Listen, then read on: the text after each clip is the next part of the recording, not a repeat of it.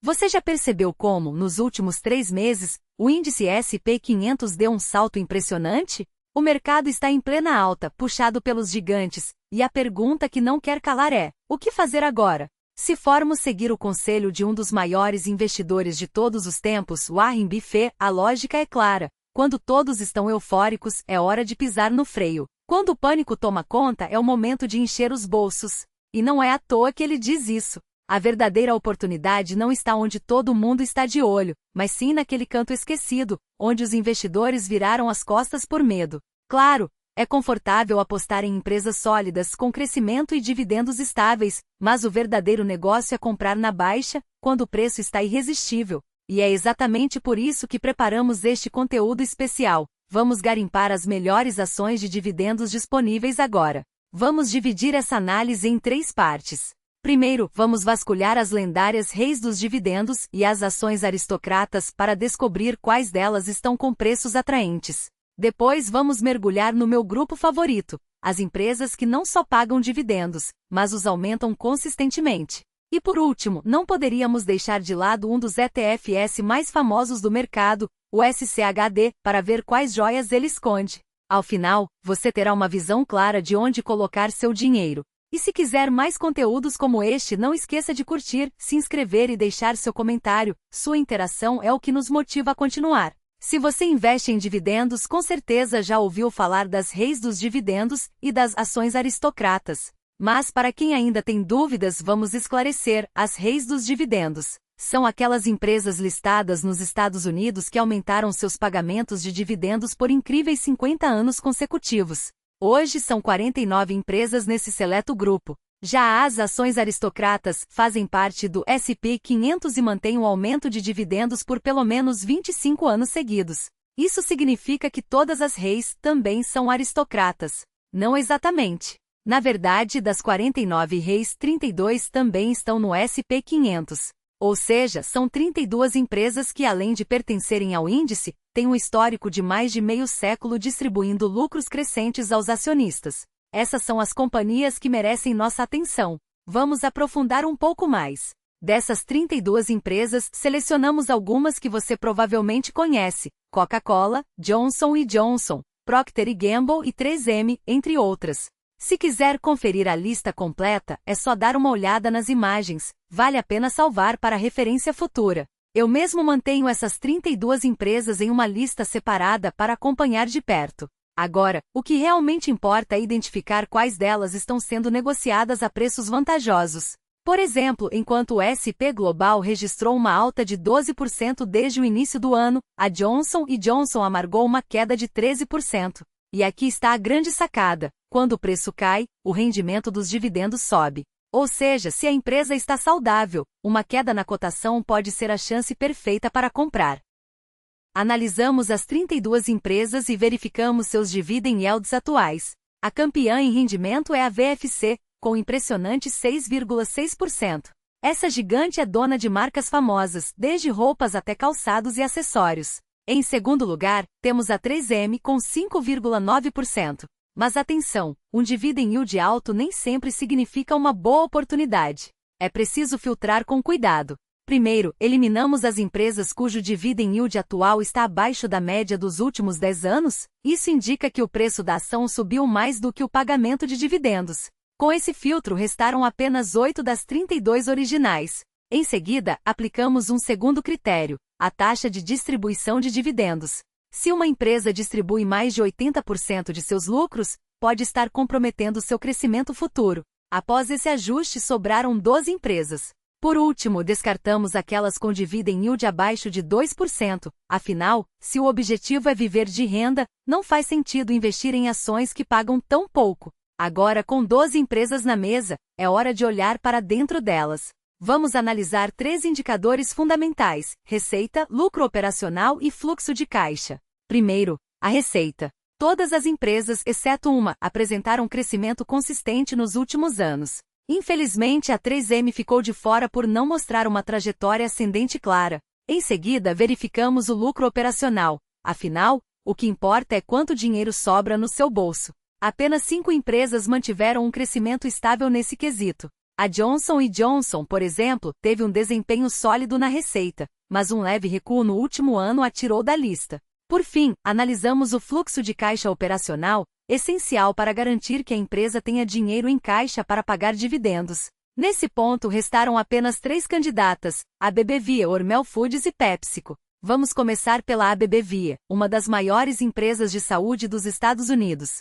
Até o ano passado, eu evitava mencioná-la porque o preço das ações estava em alta, mas agora a situação mudou. A ABBVia é conhecida por medicamentos como o Humira, usado no tratamento de artrite, cuja patente expirou recentemente. Esse é um ponto crucial para acompanhar. Além disso, a empresa adquiriu a Allergan, fabricante do Botox, o que diversificou seu portfólio. Atualmente, o dividend yield da ABBVia está em 4,3%, com um crescimento médio de 14,5% ao ano nos últimos 5 anos. Ou seja, além de pagar bem, a empresa aumenta seus dividendos de forma consistente. Olhando o gráfico, vemos que as ações sofreram uma queda forte, mas agora parecem estar se estabilizando. Se traçarmos uma linha de suporte com base no dividend yield, o nível de $131 oferece um rendimento de 4,5%, enquanto a resistência está em $188, com um yield de 3,5%.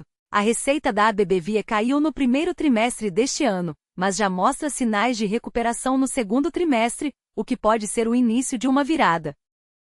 Agora vamos falar da Hormel Foods, uma empresa que produz alimentos que você provavelmente já consumiu, como o presunto Spam e a linguiça pepperoni. Com operações em 75 países, a Hormel é um verdadeiro gigante do setor alimentício, com uma base de clientes fiéis e produtos de alta qualidade. Nos últimos anos, a empresa tem expandido sua presença global, o que a torna uma aposta interessante para quem busca crescimento estável. O dividend yield atual é de 2,7%, com um crescimento médio de 8,4% ao ano nos últimos 5 anos. Embora esses números sejam menores que os da ABBVia, a Hormel oferece menos volatilidade, o que pode ser ideal para investidores mais conservadores. Analisando o gráfico, vemos que as ações vinham em uma trajetória estável, mas sofreram uma queda recente. No patamar atual, próximo a $36, o dividend yield chega a 3%, enquanto em níveis mais altos, como $50, o yield cai para 2%.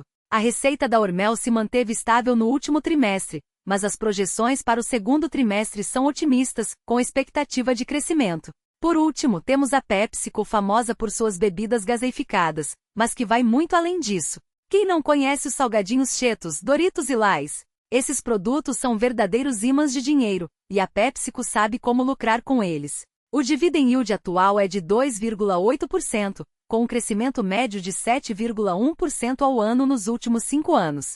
Para efeito de comparação, a Coca-Cola, sua principal concorrente, tem um dividend yield de apenas 3,5%, ou seja, a PepsiCo está à frente nesse quesito. O gráfico da PepsiCo é um dos mais bonitos do mercado, uma trajetória de alta consistente, com uma formação de canal que oferece oportunidades de compra em níveis mais baixos. Atualmente, com um yield de 2,8%, a ação precisaria cair para cerca de $160 para atingir 3%.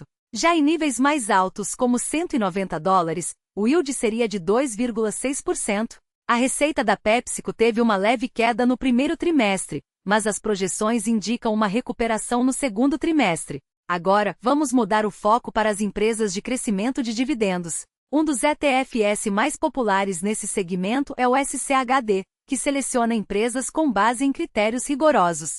O SCHD limita a 4% a participação máxima de cada ação em sua carteira, mas como os preços variam, algumas empresas acabam ultrapassando esse limite, enquanto outras ficam abaixo. Recentemente, a Broadcom teve uma alta de 32% em um mês, enquanto a ABBVia caiu 9%, o que aumentou o peso da primeira no ETF. Mas aqui entra a nossa estratégia. Em vez de seguir a manada e comprar o que está subindo, vamos olhar para as empresas que foram deixadas para trás, mas que ainda atendem aos critérios do SCHD. Selecionamos as 10 empresas com maior peso no SCHD e aplicamos os mesmos filtros que usamos anteriormente.